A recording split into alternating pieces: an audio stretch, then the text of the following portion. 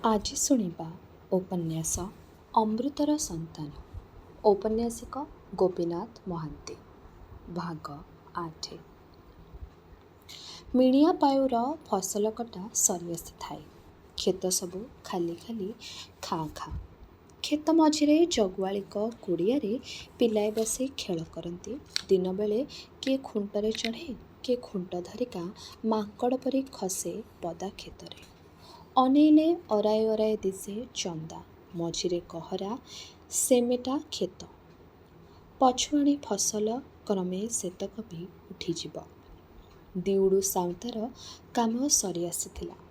ବର୍ଷ ଯାକର କାମର କମାଣି କଟେଇ ବାନ୍ଧି ନେଇ ସେ ଆଉ ଲେଞ୍ଜୁକନ୍ଦ ଘରେ ପୂରେଇ ସାରିଛନ୍ତି। ଆଉ ଗଣ୍ଡାଏ ଅଳସୀ ରହିଛି, ସେ ବି ଯିବ। ଏଣିକି ଚାଷୀର ହାଲୁକା କାମ ଫସଲ ସାଇତି ରଖିବ। ଆସନ୍ତା ଫସଲ କଥା ଭାବିବ, ହାଟ ବୁଲିବ। ଅଣନିଶ୍ୱାସୀ କାମ ଭିତରୁ ଛୁଟି ନେଇ ଟିକିଏ ବଇଁଶୀ ବଜେଇବ। ବସି ବସି ଧୁଙ୍ଗିଆ ଧୂଆଁ ପିଇ ପିଇ ଗପ କରିବ। ସବୁ ମାନ୍ଦା ମାନ୍ଦା। ଏଣିକି ଘରେ ବେଶୀ ବେଳ। ଚାରିଆଡ଼େ ଆନନ୍ଦର ଧୁମ୍। ରାତିରେ ନାଚ। ଆଉ ଠିକ୍ ମଣିଷର ଦରକାର ଅନୁଭବ କରି ମଣିଷର ଅବସରକୁ ସରସ କରିବା ପାଇଁ ମହୁଲ ଗଛରୁ ପାଚିଲା ମହୁଲ ଝଡ଼ୁଛି। ପର୍ବତ କନ୍ଦର ଭିତରେ ଝୋଲା ନଈ କୂଳେ କୂଳେ ଲାଗି ରହିଛି ମଦରନ୍ଧା ମୌଛବ। ସେଦିନ ଦିପହରରେ ଦିଉଡୁ ପଦାକୁ ବାହାରିଥିଲା। ଘରେ ବସି ବସି ଖରାପ ଲାଗୁଥାଏ। କାମିକା ଲୋକକୁ ଘରେ ବଡ଼ ଅଡ଼ୁଆ ଲାଗେ। ସେଠି ପୁରୁଣା କତରା ପରି ସେହି ଏକାରକମ ଦୃଶ୍ୟ। ଛୁଆଟିକୁ କାନିରେ ଜାକି ମା'ଟି ଅକାମରେ କାମରେ ମାତିଛି। ତାର ଭଉଣୀ ଏଇଟା ଏଠୁ ନେଇ ସେଠି, ସେଠୁ ନେଇ ଏଠି ରଖୁଛି। ଦୁଆରେ ସବୁଦିନ ପରି ଚାରିକାତ ମେଲେଇ ଦେଇ ଦସ୍ୟୁ କୁକୁର ଘୁଙ୍ଗୁଡ଼ି ମାରୁଛି। ଓଠ ଉପର ଫୁଲି ଉଠୁଛି, ଦବି ଯାଉଛି, ଫୁଲି ଉଠୁଛି, ଦବି ଯାଉଛି। ଲେଞ୍ଜୁକନ୍ଦ ନାହିଁ। ଦିଉଡୁ ଗାଁ ଏମୁଣ୍ଡରୁ ସେମୁଣ୍ଡ ଗଲା। ଦି ପାଖରେ ମଣିଷ ସାଲୁ ସାଲୁ, କୁଟା କୁଟି, ବଛା ବଛି ଲାଗିଛି। ସାଇତା ଫସଲର ଲଙ୍କା ମରିଚ ଶୁଖୁଛି। ଧୂଆଁପତ୍ର ଶୁଖୁଛି। କେଉଁଠି କିଏ ବସି ବସି ଦଉଡ଼ି ଖଟ ବୁଣୁଛି। ବୁଢ଼ାମାନେ କାନ୍ଥକୁ ଆଉଜି ବସି ପାଣିଚିଆ ଆଖି ଗଡ଼େଇ ଗଡ଼େଇ ଧୂଆଁ ପିଉଛନ୍ତି। ପିଲା ଖେଳୁଛନ୍ତି। ଗାଁର ଏମୁଣ୍ଡରୁ ସେମୁଣ୍ଡ ଖାଲି ଏଇ ଦୃଶ୍ୟ। ଗୋଟିଏ ଠିକ୍ ଅଳସୁଆ ଟୋକା ପଞ୍ଝାଏ ପିଣ୍ଡାରେ ବସି ଗାଁର ବଡ଼ ଢୋଲରେ ପାହାର ପକଉଛନ୍ତି। ଦିଉଡୁକୁ ବିରକ୍ତ ଲାଗୁଥାଏ। ଦିନାକେତେ ହେଲା ବିରକ୍ତ ଲାଗୁଛି। ସିଧାସଳଖ ମାଡ଼ିଯିବାକୁ କୌଣସି ବାଟ ଦିଶୁନାହିଁ। ଜୀବନଟା ଉଦ୍ଦେଶ୍ୟହୀନ। ଖରାର ତେଜ ଆହୁରି ତୀକ୍ଷ୍ଣ ଭାବେ ମନ ଭିତରଟାକୁ ହସଉଛି ଦିନୁ ଦିନ। ଅଳ୍ପ ମିଠା ଅଳ୍ପ ଖଟା ଦରୋଟି ଆମ୍ବ ପରି। ଶୀତୁଆ ଉଷୁମ ଚଇତ ପାଖିଆ ଖରା। ବାହାରେ ତାର ଜବାବ ଖୋଜୁଛି ମଣିଷ, ଜବାବ ନାହିଁ। ଚିଡ଼ି ମାଡ଼ୁଛି। ନୂଆ ମିଳିଥିବା ସର୍ଦ୍ଦାରପଣ ସାଉଁତାଗିରିରେ ଛାତିଟା ଫୁଲେଇ ଦିଉଡୁ ଚାରିଆଡ଼େ ନିଖା ପକାଏ। ମନେ ମନେ ଖୋଜେ କେତେ ଫୁଲ ଚନ୍ଦନ ଅର୍ଘ୍ୟ ଧୂପ। ପୁରୁଷାନୁକ୍ରମିକ ସାତ ପଛକୁ ଉଠି ଉଠିକା ଚାଲିଯାଏ ଗୋଟାକ ପଛେ ଗୋଟାଏ ହୋଇ ଫର୍ଦ୍ଦା। ମାତିଲା ଷଣ୍ଢ ପରି ସିଂହକୁ ମାଟିରେ ସାଉଁଳି ପାଉଁଳି ବେକ ଫୁଲେଇ ଆଗକୁ ଅନେଇବାକୁ ସେଇ ଅତି ଅତୀତର ମନର କେଉଁ ଆଦିମ ବ୍ୟକ୍ତିତ୍ୱ ପଦାକୁ କଷି ନେବାକୁ ମନେକରେ। ଦିଉଡ଼ି ସାଉଁତା ତାର ଉତ୍ତର ପାଏ ନାହିଁ। ଚଇତର ଧାସ ମତାଏ। ବାହାରକୁ ଅନେଇଲେ ମନେପଡ଼େ ବୁଢ଼ା ଲେଞ୍ଜୁକନ୍ଦର ହାଡ଼ୁଆ ମୁହଁ। ସେଥିରେ ଗୋଟାଏ ଅବଜ୍ଞାର ତାଚ୍ଛଲ୍ୟ ବଙ୍କା ହସ। ଦିଶେ ପୁୟୁର ମୁହଁ, ଶୁଖିଲା ସେମେଟା ନିରସ। ପିଉର ଆଖି ଆଉ ବୁଦାବଣ ଭିତରେ ଅଣ୍ଡାଳି ଅଣ୍ଡାଳି ଦିଉଳିକୁ ଖୋଜେ ନାହିଁ, ଦେଖିଲେ ଶଙ୍କିଯାଏ। ତାର ବ୍ୟକ୍ତିତ୍ୱ ବାନ୍ଧି ହୋଇ ରହେ ବକଟେ ପିଲା ଚାରିପକ୍ଷେ। ଦିଉଡୁ ସବୁ ଖୋଜେ। କାହାଠି କିଛି ପାଏ ନାହିଁ। ଲାଗେ ଯେପରି ତାକୁ ରୋଗ ହୋଇଛି। ନିଦ ନାହିଁ। ଆଖି ଦିଟା କସରା କସରା। ଚାରିପାଖରୁ ଟାଣି ଧରିଲା ପରି।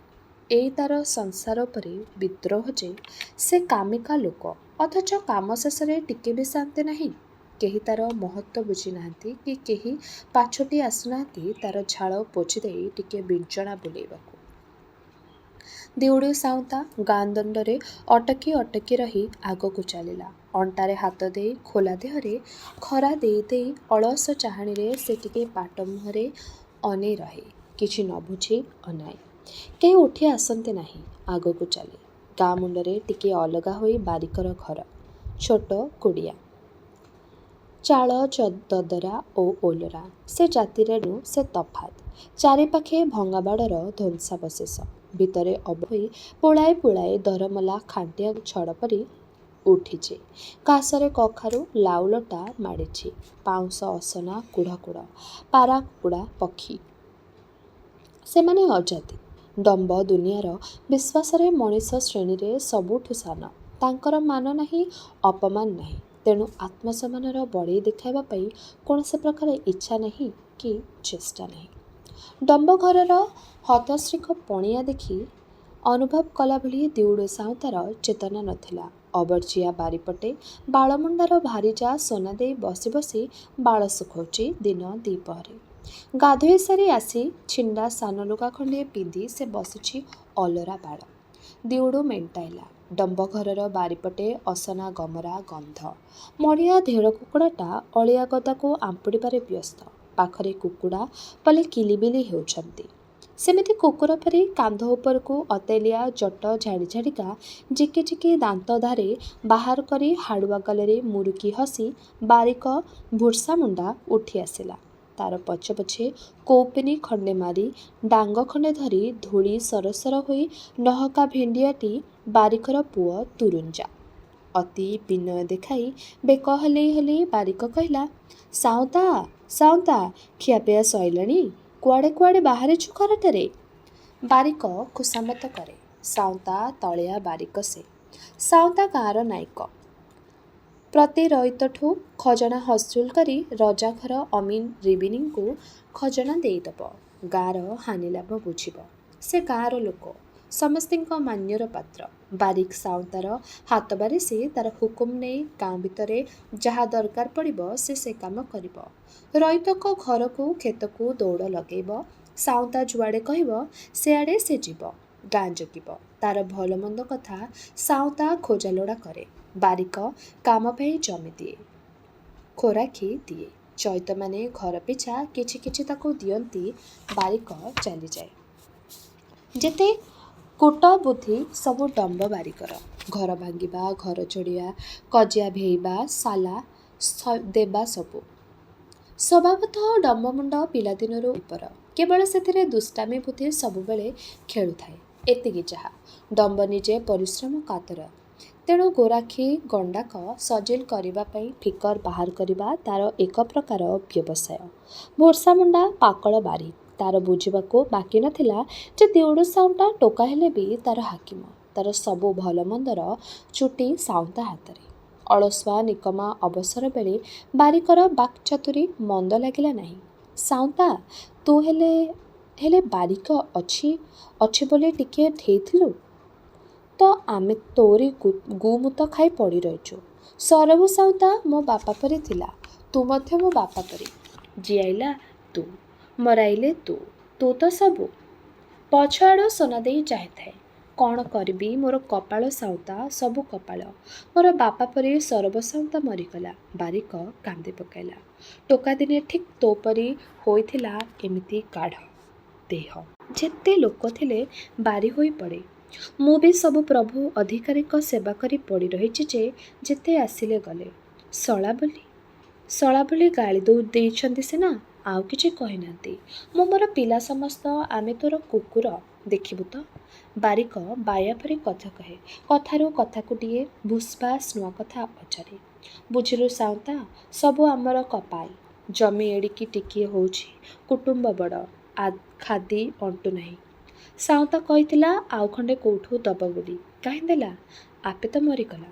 ପୁଣି ବାରିକ ସୁକ୍ ସୁକ୍ ହେଲା। ସେ ଦେଖିଲା ଦିଉଡୁ ସାଉଁତା ଅନ୍ୟମନସ୍କ ଅଛି। ପଛକୁ ଅନେଇ ରହିଛି। ପୁଣି କହିଲା, ଦେଖିଲୁ ମୋର କପାଳ ସାଉଁତା, ଏଇ ଟୋକିକୁ ବର୍ଷେ ହେଲାଣି ଆଣିକରି କେଲାର ଗାଁରୁ ତାର ବାପକୁ 3 କୋଡ଼ି ଟଙ୍କା ଝୋଲା ଦେଲି। ଆଣିଥିଲି ପୁଅ ଘର କରିବ ବୋଲି। ଏମିତି ବୋହୂ ସାଉଁତା, କ'ଣ କରିବି କପାଳ। ପୁଅ ବୋହୂର ପାଖ ମାଡ଼ୁନାହିଁ। ବୋହୂ କହୁଛି ନିଚୁ ନାହିଁ। କେତେବେଳେ କାହା ସଙ୍ଗେ ସ୍ୱର୍ଗତା ନୂଆ ସ୍ୱାମୀ କରି ପଳେଇବ ଯେ କେ ଜାଣେ। ଦିଉଡୁର ସ୍ୱର ଆସିଲା। କହିଲା, ପଳେଇବ? କାହିଁକି? ପଚାର ସାଉଁତା, ତାକୁ ପୋର ସାଙ୍ଗେ ଜାଟି। କଜିଆ ଲାଗିବ ନାହିଁ। ଲାଗିବ ମୋ ସାଙ୍ଗରେ, ସବୁବେଳେ ଲାଗିବ। କହିବ କାହିଁକି ମୋତେ ବୋହୂ କରି ଆଣିଥିଲୁ? ପଚାର ତାକୁ। ଏ ସୋନା ଦେଇ। ସୋନା ଦେଇ ହସି ଦେଇ ଉଠି ବସିଲା ବାଡ଼ ପାଖକୁ, ମୁହଁକୁ ତଳକୁ ପୋତି ଠିଆ ହେଲା। ବାରିକ କହିଲା, ପଚାର ତାକୁ, କାହିଁ ପଳେଇବ? ମୁଁ ଦଣ୍ଡ ଦେଲି କି? ଲୋକରେ ରଖିଲି କି ପଳେଇଲେ? ମୋର 3 କୋଟି ଟଙ୍କା କିଏ ଦେବ ଯେ ସେ ପଳେଇବ? କହୁ, ମୁଁ ପଛେ ଯାଉଛି ଭାରି। ଦିଉଡୁ ସାଉତାର ଆଗ୍ରହ ବଢ଼ିଥାଏ। ସେ ସମସ୍ତଙ୍କର ହାନିଲାଭ ବୁଝିବାକୁ ହକ୍ଦାର। ତା ଶାସନରେ ବାରିକର ବୋହୂ ଗାଁ ଛାଡ଼ି ପଳେଇବ? କାହିଁକି? ତୁ ପଳେଇବୁ? ସୋନା ଦେଇ ମୁହଁ ପୋତି ଠିଆ ହେଲା। କାହିଁକି ପଳେଇବୁ? ଜବାବ ନାହିଁ। କହ ମୋତେ, ଡର ନାହିଁ? ବାରିକ ଅଲରା ହଇରାଣ କରୁଛି? ସ୍ୱର ନୁଆଁଇ ବାଳ ମୁଣ୍ଡାଇ ତୋର ଯତ୍ନ ନେଉନାହିଁ? ଦୁହେଁ ତୁନି ତାନି। ଦେଉଡୁ ଖୁବ୍ ଧୀରେ ପଚାରିଲା, ବାଳମୁଣ୍ଡର କ'ଣ ହୋଇଛି? କାଇଲା ଅଛି କିଛି?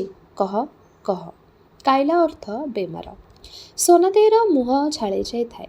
ଗୋଟାଏ ଗୋଡ଼ ହଲେଇ ହଲେଇ ପାଦ ତଳେ ତଳେ ଖସୁଥାଏ। ଠିଆ ହୋଇ ରହି ବୁଲି ପଡ଼ି ସେଠୁ ଚାଲିଗଲା। ଦିଉଡୁକୁ ଶୁଭିଲା ଖାଲି ଛି ଛି। ସୋନା ଦେଇ ହସି ହସି ଚାଲିଗଲା। ଦିଉଡୁକୁ ହସ ମାଡ଼ିଲା। ଏଇ ସୋନା ଦେଇ ଡମ୍ବ ଜାତି ନ ହୋଇ କନ୍ଦୁଣି ହୋଇଥିଲେ ବୟସରେ ତାର ସ୍ତ୍ରୀ ହେବାକୁ ଉପଯୁକ୍ତ। ତାକୁ କ'ଣ ସେ ପଚାରିବ? କାହିଁକି ତାର ସ୍ୱାମୀ ପାଖରୁ ସେ ପଳାଇ ଯିବାକୁ ଚାହେଁ? ବୁଢ଼ା ବାରିକ ପାୟାଟା। ବାରିକ ପୁଣି ଆସିଲା, କହିଲା ନାଇଁଟି? ମୁଁ ଜାଣେ, କହିନଥିବ। ସେମିତିଟା ସେ। ତାର ବାପା ମା ତାକୁ ଘୁଙ୍ଗା କରିଦେଇଛନ୍ତି ପିଲାଦିନୁ। ମାତ୍ର ତୁ ତାକୁ ପଚାର ସାଉଁତା, ତୋର ଯେତେବେଳେ ଇଚ୍ଛା ପଚାରି ବୁଝ। ମୁଁ ପାରିଲି ନାହିଁ, ହଟିକଲି। ସଞ୍ଜବେଳେ ପଚାରି ପଞ୍ଚାୟତରେ ବୁଝାମଣା କର, ତୋର ଏକଲା। ବାରିକ ହସିଦେଲା। ଦିଉଡୁ ସାଉଁତା ହସିଦେଇ ସେଠୁ ବାହାରି ଚାଲିଗଲା। ପଛକୁ ବାରିକ କୁହାଟି ମାରିଲା, ମୋର ଜମିର କଥା ହାତେଇବୁ, ଅର୍ଥାତ୍ ମନେ ପକେଇବୁ। ସାଉଁତା, ତୋର ଦୟା। ଦିଉଡୁ ଆଗକୁ ଚାଲିଲା। ଏଥର ଗାଁ ମୁଣ୍ଡ ଶେଷ।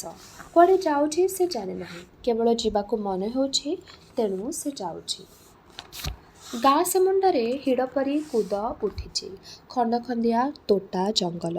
ଦିଉଡୁ ସେ ଉପରକୁ ଗଲା। ଗୋଡ଼ ତଳେ ତଳେ ତୀଖ ଅତଡ଼ାରେ ଜଡ଼ା ଗଛ। ସାମ୍ନାରେ ଅତଡ଼ା ଓହ୍ଲାଣି ଗୋଟାଏ ବିରାଟ କୋରଡ଼ ପରି ପର୍ବତ ଗୋଳେଇ ହୋଇ ଉପତ୍ୟକା, ତହିଁରେ କନ୍ଧ ବାରି ବଗିଚା, କନ୍ଧ କୁଡ଼ିଆ। ପବନ ଦେଲା। ଦେହକୁ ଭଲ ଲାଗିଲା। ଆଶ୍ଚର୍ଯ୍ୟ ହୋଇ ଚମକି ପଡ଼ି ଦିଉଡୁ ନିଘା ଦେଲା ପବନର ସଜ ମଦର ବାସ୍ନା। ଖରାରେ ଧୂଆଁ ଦିଶୁନାହିଁ ସିନା, ନିଶ୍ଚୟ ମଦ ଅଛି କେଉଁ କନ୍ଧ କୁଡ଼ିଆରେ। ଦିଉଡୁ ଓହ୍ଲେଇ ପଡ଼ିଲା। ଉପରେ ଗାଁ, ତଳେ କ୍ଷେତ। ସବା ତଳେ ପାହାଡ଼ ମଝିରେ ଚଟାଣ ପରି ଗହୀର ଜମି, ସଫା ହୋଇଥିବା ଅରମା ଜଙ୍ଗଲର ମୂଳଦୁଆ ଉପରେ। ଗୋଟାଏ ଅଞ୍ଚଳ ଆବରି ଜଣଙ୍କର ତାସ, ସେଥିରେ ତାସ ଘର ଖଣ୍ଡେ ଲେଖା ଅଛି। ବତାବୁଣା ବାଉଁଶ ଚଟେଇ ଗୋଲ କରି ଘେରେଇ ଦେଇ ଗୁହାଳ ଘରର କାନ୍ଥ କରାଯାଇଛି। ଏ ମସ୍ତ ବଡ଼ ଅରାଏ ଲେଖା ଜଣଙ୍କର ଯେଉଁ ବଗିଚା ଜମି, ତାରି ନାଁ କୁଡ଼ିଆ। ସେଥିରେ ସବୁଠି ତାସ ହୁଏ ନାହିଁ। ସ୍ଥାନେ ସ୍ଥାନେ ପଥର ଅରମା ଅଛି। ଛଡ଼ାଛଡ଼ା ହୋଇ ଲତାବୁଦାର ବଣ ଅଛି। ଯେଉଁଠି ତାସ ହୋଇଛି ସେଠି ହରଡ଼ ଲାଗିଛି। ଧୂଆଁପତ୍ର ଜଡ଼ା ଲାଗିଛି। ଲଙ୍କା, ମରିଚ ଓ ହଳଦୀ ବାରି ମଧ୍ୟ ଅଛି। ଚାରିପାଖେ ପାହାଡ଼ରୁ ଝରି ସରୁ ସରୁ ନାଳିଆ ଝରଣା ଚାଲିଛି। ଢିପ ବାରିବାକୁ, ପାଣି ଉଠାଇବାକୁ ସ୍ଥାନେ ସ୍ଥାନେ ତେଣ୍ଡାର ବ୍ୟବସ୍ଥା। କେଉଁଠି ବା ଗହୀର ଝୋଲା, ପାଣି ସୁକୁ ସୁକୁ, ବାଲି ସରସର। ଏଇ ପଥୁରିଆ ବୁଦା ଜଙ୍ଗଲ ଆଉ ବାଲି ଝରଣାରେ ହରିଣ ଓହ୍ଲାନ୍ତି। ଚଇତରେ ଚାରିଆଡ଼େ ଖେଦା ଲାଗିଲେ ଏଠି ଶିକାର ମାଡ଼ ଖାଏ। ଦିନରେ ଯେତେବେଳେ ଦେଖିଲେ କନ୍ଧ ଗୁଡ଼ିଆରେ ଲୋକ ଥାନ୍ତି, ଗୋରୁ ଗାଈ ଥାନ୍ତି। ଗୋଟାଏ କୁଡ଼ିଆ ଘର ଥାଏ ନିଛାଟିଆ। ଭାରି ଜୋର ମଦ ବାସୁଛି। ଦିଉଡୁ ଅଥୟ ହେଲା। ଯାହାକୁ ପଚାରିଲା ସେ ବି ଜାଣେ ନାହିଁ। ଦିଉଡୁ ଭାବିଲା, ଏଇ କନ୍ଧ ଗୁଡ଼ିଆରେ କେଉଁ ଝୋଲା ପାଖେ କୁଡ଼ିଆ ପାଖରେ ଅବଶ୍ୟ କେଉଁଠି ମଦ ରନ୍ଧା ହେଉଥିବ। ବହୁତ ମଦ ରନ୍ଧା ହେଉଥିବ, ନହେଲେ ପବନରେ ଏତେ ଉତ୍କଟ ବାସନା ରହନ୍ତା କଣ? ବଡ଼ ଚୁଲି ଉପରେ ହାଣ୍ଡିରେ ସିଝା ହେଉଥିବ ସଡ଼ା ମହୁଲ। ତା ଉପରେ ଢାଙ୍କୁଣୀରେ କଣା ହୋଇ ବାଉଁଶ ନଳା ଲମ୍ବି ଯାଇଥିବ।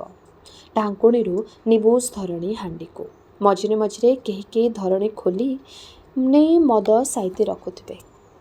ଗଛ ତଳେ ତଳେ ଝୋଲା କୂଳରେ କେତେ ଲୋକ ଶୋଇ ରହିଥିବେ। ଧରଣୀ ହାଣ୍ଡି ଆଡ଼କୁ ଅନେଇ ଅନେଇ ମଦ ତିଆରି ମଦ ପିଆ ଛାଇତଳ ନିଛାଟିଆ ସେଇ କାନ୍ଧିଆ ଭାଇର ଆରାମ ଓ ସ୍ୱର୍ଗ। ମଦ ବାସ୍ନା ଫଗୁଣର ପବନ ସୁନ୍ଦର କନ୍ଧ ଗୁଡ଼ିଆ ଦିନ ଦ୍ୱିପହରେ ବି ସ୍ୱପ୍ନ ଦେଖେ। ନୀତି ଅନୁଭୂତିର ସେ ଗୋଟିଏ ବୋଲି ପ୍ରିୟ ଛବି ଦିଉଡୁ ସାଉନ୍ତାର ବାରମ୍ବାର ମନେ ପଡ଼ୁଥିଲା। କିନ୍ତୁ କେବଳ ସେତିକିରେ ଛବି ସମ୍ପୂର୍ଣ୍ଣ ହେବ ନାହିଁ। ୟା ସାଙ୍ଗକୁ ଆହୁରି ଦରକାର ରଙ୍ଗ ଲୁଗା ପିନ୍ଧା କଳା ମିଶିମିଶି ଗୋଲ ଗୋଲ ପିଣ୍ଡୁଳାମୟ ମଣିଷ ଜନ୍ତୁ। ସେ ସମ୍ବର ନୁହେଁ, କିନ୍ତୁ ଧାଇଁଲେ ପଳେଇଯାଏ ସମ୍ବର ପରି ପାଦ ଚାଟି ଚାଟି। ସେ ଚଢ଼େଇ ନୁହେଁ, କିନ୍ତୁ ଦୂରରୁ ତାର ଡାକ ଶୁଭେ ଚଢ଼େଇର ସରୁ ଗଳା ପରି। ଆହୁରି ଧାଇଁଯାଏ ମଣିଷ ଖୋଲ ଖାଲ ଭିତରେ ପ୍ରତିଧ୍ୱନି ଭିଆଇ। ସେଇ ଛବି, ସେ ପାହାଡ଼ ଦେଶର ଧାଙ୍ଗଡ଼ି। ଧରା ଦେଉ ଦେଉ ଫିଟି ପଳେଇଯାଏ ରନ୍ଦା ମଧୁର ବାସ୍ନା ପରି। ସେତିକି ଛଡ଼ା ସବୁ ଫୁଲ ସବୁ ମଦ ସବୁ ଛାଇତଳ ଅନ୍ଧାର ଝୋଲାର ଉଡ଼ୁଆଳ ଅପୂର୍ଣ୍ଣ। ଦିଉଡୁ ଖୋଜି ବୁଲୁଥିଲା ଫାଙ୍କା ମନର ପଛଆଡ଼େ ଗୋଟାଏ ଫମ୍ପା ଛବି। ସେଠି ତାର ଘର ପୁୟୁ ପୁବୁଲି ଲେଞ୍ଜୁ ହାକିନାର ମନର ସବୁ ପ୍ରବଣତା ଆଗକୁ ଆଗକୁ ଅମଣା ବାଟକୁ। ଅମଣା ବାଟ ମନେ ପଡ଼େ ଯେତେ ଭୁଲିଲେ ବି ଅଣହୁସିଆରୀ ବେଳେ ଥାଇ ଥାଇ ଚେଇଁ ଉଠେ। ଶୋଷ ବଢ଼େ ଅନୁତାପ ହୁଏ ଅମଡ଼ା ବାଟ ଡାକି। ବୟସର ହିସାବ କନ୍ଧ ରଖେ ନାହିଁ। କେଜାଣି କେତେ ବର୍ଷ ତଳେ, ବୋଧହୁଏ 6 ବର୍ଷ ହେବ ପରା, ସେତେବେଳେ ଅମଡ଼ା ବାଟର ଗୋଟିକିଆ ବାଟୋଇ। ମୁହଁରେ ହସ, ଦେହରେ ପହିଲି ଯୌବନ। କେତେ ପ୍ରକାର ଖିଆଲ ଥିଲା ସେତେବେଳେ। ସେ ସଂସାରର ସବୁ ସୁଖ ନେବ, ଭାଗି ହେବ ନାହିଁ କୌଣସି ଦାୟିତ୍ୱରେ। ଏମିତି ଉଡ଼ି ଚାଲିଥିଲା କେତେ ଦିନ ଯାକେ ଜୀବନ। ଶକ୍ତିଶାଳୀ ସରବୁ ସାଉନ୍ତାର ଗୋଟିଏ ବୋଲି କୁଳର ପୁଅ। କେହି କହି ନାହିଁ ଏଇଟା କର ନାହିଁ, କେହି ମନା କରି ନାହିଁ।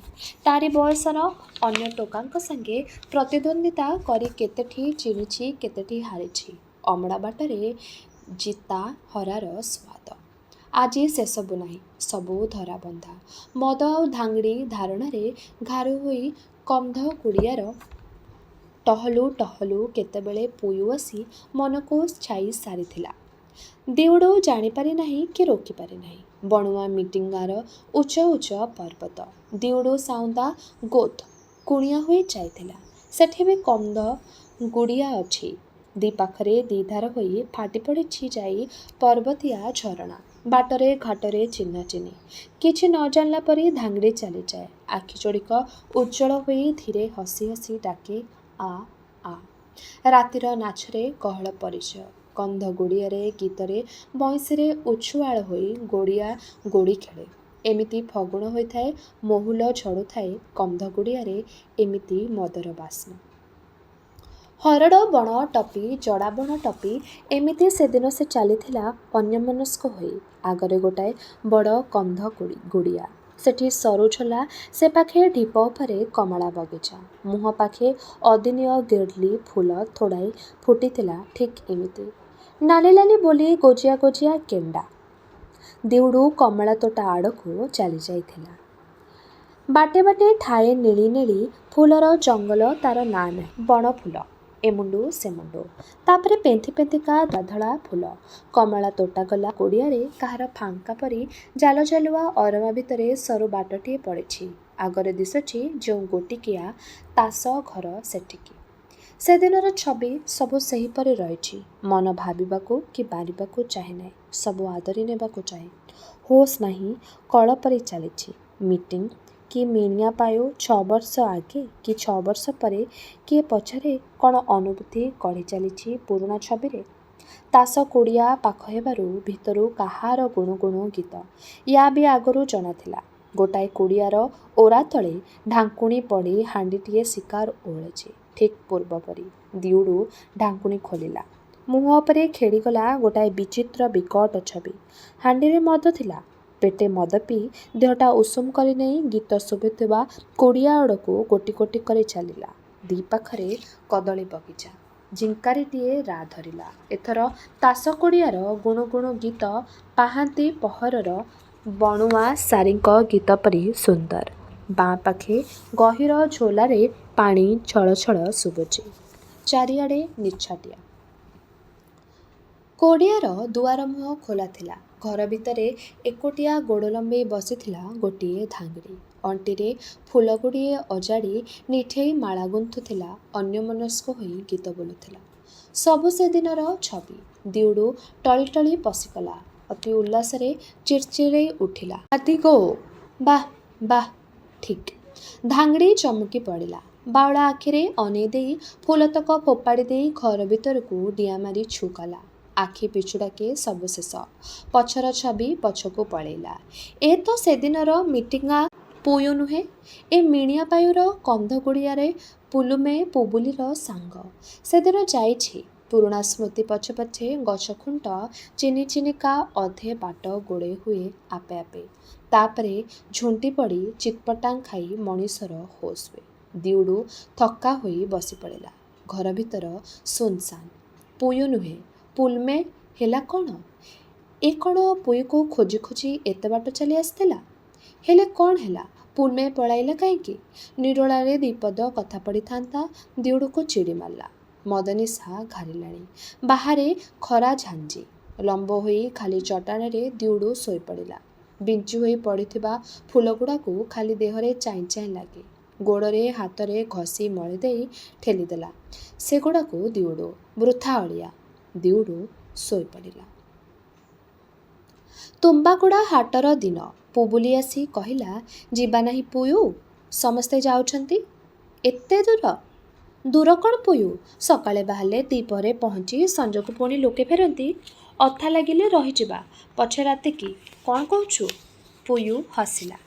କହିଲା, ବାଟରେ ବନ୍ଦିକାର ପଡ଼ିବ। ଭଲ ଗାଁ ନାଁଟିଏ ଲୋ। ନା ଲୋ ପୁବୁଲି। ବନ୍ଦିକାର କହି ପୁୟୁ ପୁବୁଲି ଚିଡ଼ାଏ। ବନ୍ଦିକାର ଗାଁରେ ହାରୁଗଣା ସାଉନ୍ତର ଘର। ପୁବୁଲି ଓଠକୁ କାମୁଡ଼ି କାମୁଡ଼ି କହିଲା, ଖାଲି ବନ୍ଦିକାର କାହିଁକି? ଆଉ କ'ଣ ଭଲ ଗାଁ ନାହିଁ? ଆ ଆ, ତୋର ମୁଣ୍ଡଟା କୁଣ୍ଡେଇ ଦିଏ। ଚାଲ ଯିବା। ଆଜି ଡୁମ୍ବାଗୁଡ଼ା ସମସ୍ତେ ଯାଉଛନ୍ତି। ଭାଇ ବି ଯାଉଛି। ତୁ ଯିବୁ ନାହିଁ? ପୁୟୁ ଆଉ ଥଟ୍ଟା କଲା ନାହିଁ। ତା ମୁହଁର ପାଣି ଶୁଖିଗଲା। ହଁ, କନ୍ଧ ଦେଶରେ ଏପରି ଚଳନ ଅଛି। ହାଟକୁ ଗଲେ କି ଅନ୍ୟ ଗାଁକୁ ବୁଲିଗଲେ ସ୍ୱାମୀ ପଛେ ପଛେ ସ୍ତ୍ରୀ ବି ଯାଏ। ବାହା ହେଲା ସ୍ତ୍ରୀ ସ୍ୱାମୀର ଛାଏ। କିନ୍ତୁ ତାର ଦଶା ନିଆରା। ସ୍ତ୍ରୀର ଆଦର ସୁହାଗ ତାର ସତେକି ସରିଛି।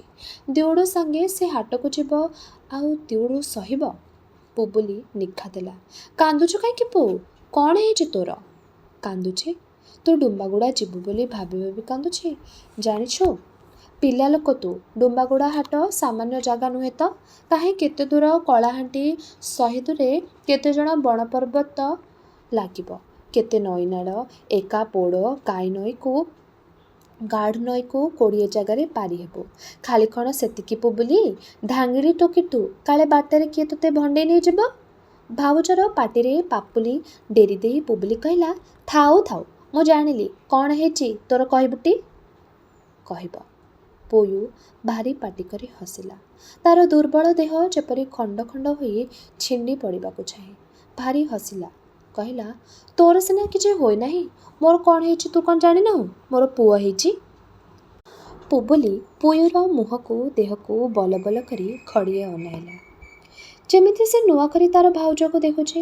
ବହୁତ ବେଳ ଅନାଇ ରହିଲା। ଉଦାସ ଓହ୍ଲାଇଲା ତା ମୁହଁକୁ। ସତେ, ପୁୟୁ ଏମିତି ହୀନବଳ ହେଇ ଶୁଖିସାଖି ମାଙ୍କଡ଼ ପରି ତୁ ହେଲୁ କେବେ? ଦିନୁ ଦିନୁ ଖାଲି ଶୁଖି ଯାଉଛୁ। କ'ଣ ତୋର ରୋଗ ହେଇଛି? ତୋର ହସ ଖୁସି ନାହିଁ, ତୋର ବୁଲା ନାହିଁ, ଗୀତ ନାହିଁ, ସଉକ ନାହିଁ, ମୁଣ୍ଡ ଜଟା ହେଲାଣି।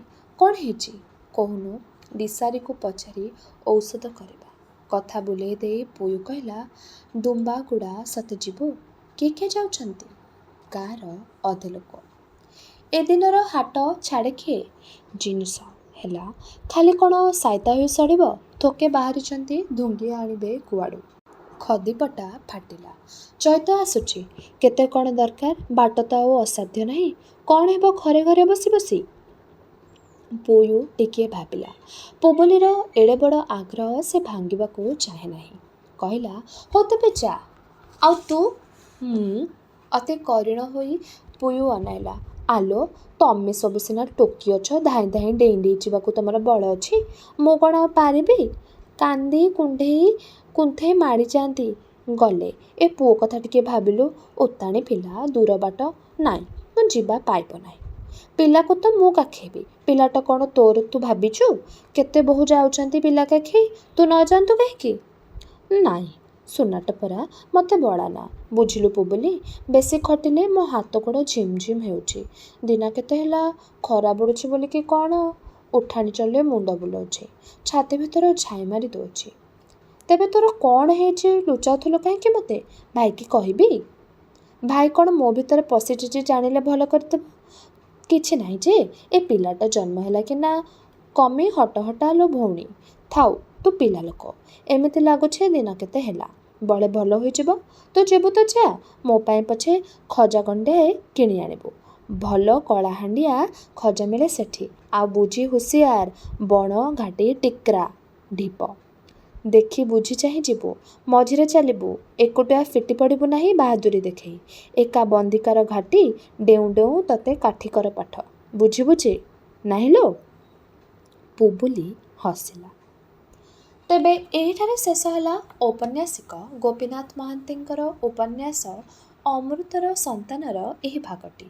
ଆଗାମୀ ଅଧ୍ୟାୟରେ ଏହି ଉପନ୍ୟାସଟିର ବାକି ଅଂଶଗୁଡ଼ିକୁ ଆମେ ଶୁଣିବା। ରହିଲି, ନମସ୍କାର।